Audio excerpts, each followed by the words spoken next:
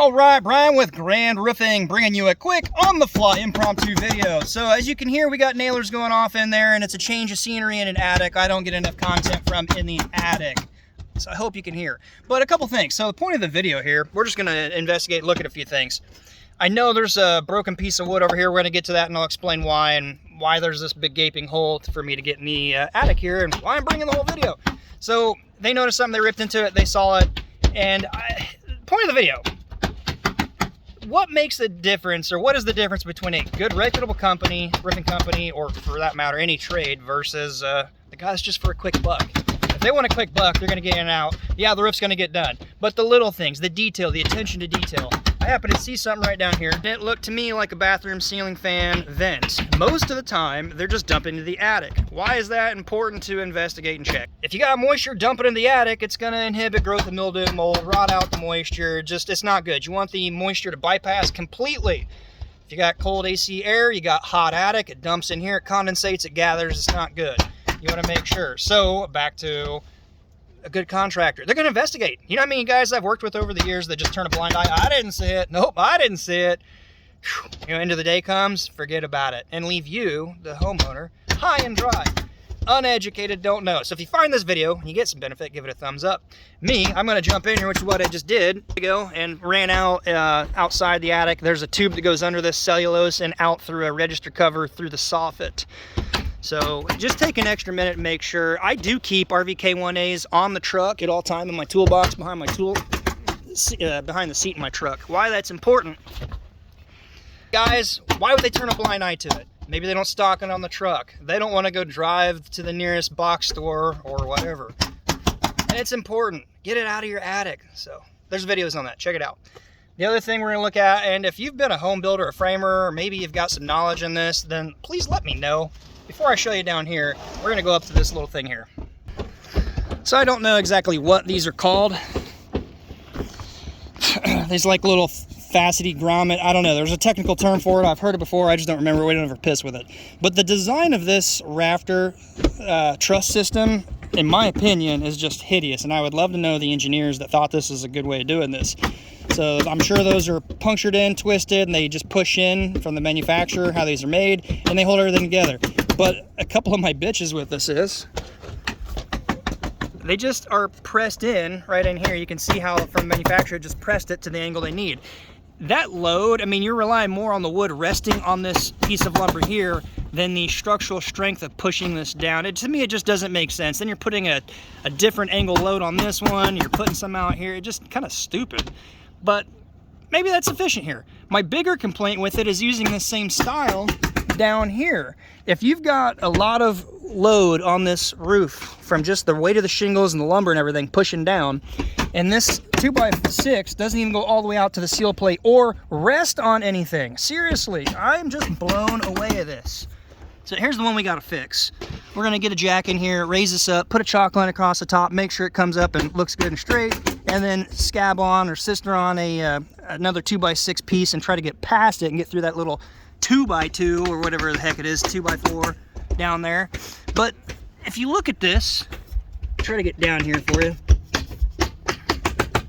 I mean, how is that going to carry a load when you've got a pivot point here and this can drop down? And the other big thing I see that is just stupid is, what is this lumber here doing? Absolutely nothing. You're taking something that's a 2x6 that has what I would just guess roughly twice the strength of a 2x4, which by the way, they're not really 6 inches and not really 4 inches. They're more like 3.5 and 5.5. But nevertheless, this lumber here is doing nothing. You're putting all the weight, the sheer weight of this coming down on a pivot point and on part of the lumber. And that's why this one failed and split right there. Because it's trying to hold there, but you got a grain and it just cracked right down the grain right there. There's another one. We got 2 to fix. So that 2x6, the weight is just simply hanging. Kind of the stupidest idea. Come on. What engineer thought of that? Who signed off on that? I mean, that's gay. All right, so the contractors are gonna not turn a blind eye to things like this, that have been in the business long enough to know to take care of you so the reputation continues to grow. Also, I'm gonna just kind of take a peek around some different things in here, the soffit, baffle, ventilation, electrical junction boxes, just so I can give them a heads up. Whoever is going to get sold these wires and exposed, you want to make sure they're capped covered. I can give you a good example of this right here. This one right there. If a good homeowner, if this home ever sells, a good home inspector rather, is coming through the attic to look at this, they're going to note that. So it's super simple. Back out a little bit to get that addressed. It's not on us, but I'm going to just give the people a heads up about all these issues here. And let's talk about insulation real quick and baffle, ventilation, and take outtake. So if you're going to blow insulation, or if you're building a home, it's important to build in your baffles, have soffit vents, or some sort of inlet ventilation. You can see the light glowing down there. So under the soffit, there's an air inlet on the low end down there. So as the hot air rises, it's not going to cause a vacuum. It can actually pull fresh, cool air in. The air rises up, and there's different ways of ventilation. Look into it. You want an area for it to come out. In this case, it's going to be a ridge vent across the top that spans the entire length of the structure. So hot air up and out, cool fresh air in. Any device that might pull cold air from your inside of your house in the summertime into a hot attic will condense and cause moisture, and vice versa. When it's cold up here and you got warmer air inside and it dumps in here, it's going to condensate. It's going to lead to growth, mildew, mold. Especially if you got OSB, it's going to fatigue it and wear it out a lot quicker. This chipboard, oriented strand board, technical term. So yeah, you want to make sure your baffles are in. The whole point of the baffles is so when you put your insulation in, you can spread your insulation everywhere. You don't want to shoot down in it, but you don't want it overflowing, going under and blocking your soffit, just not allowing air inlet. Those are unique. That's just cardboard. So I don't know if those are just somebody made them or if they were bought that way years ago. Looks like they're all in. Looks like they're doing okay. A lot of them have dropped down. This side over here looks like it's missing one or two, but for the most part, not bad. Cellulose. Not a fan of it. I'm not an insulator, and you guys, if you're getting insulation done and you stumble across this video, listen to your installers. But if you got an installer that's always trying to push a cheap product, question that. Is it more margin for them, or are they looking out for you in your long term? Why I don't like cellulose is a couple things. It's organic matter. It's flammable. So how do they treat that to not catch fire or resist fire? Well, it's with chemicals, and those chemicals can be corrosive to different things, plumbing, wiring, whatever in your attic. The other thing I don't like about it is it settles quite a bit, super dusty and a mess. So just invest a little extra in fiberglass. It's gonna be a lot better. Fiberglass doesn't just naturally burn like cellulose would. I mean, look at this stuff here. It is just old recycled papers and stuff, which is super flammable. So they got to treat it. It's not good. Plus, when you're up in your hot attic trying to get Christmas lights down for the season, well, I guess that'd be cold, depending on where you live. Anyway, if you're in your attic, look at all this dust just floating through. It's not bad now because there's a big ass skylight right here, but trust me, you're gonna want fiberglass. So photos, that's the other thing I was gonna mention. Document everything very well from the start of the job. When you're out there doing your initial walk around for an estimate, I photographed everything, all angles of the property. And there's a big important reason, and if you notice something damaged, broken glass, cracked window, chipped siding, anything, document it closely so you have it on file. I use good CRM software, customer resource management, that you can attach unlimited photos to.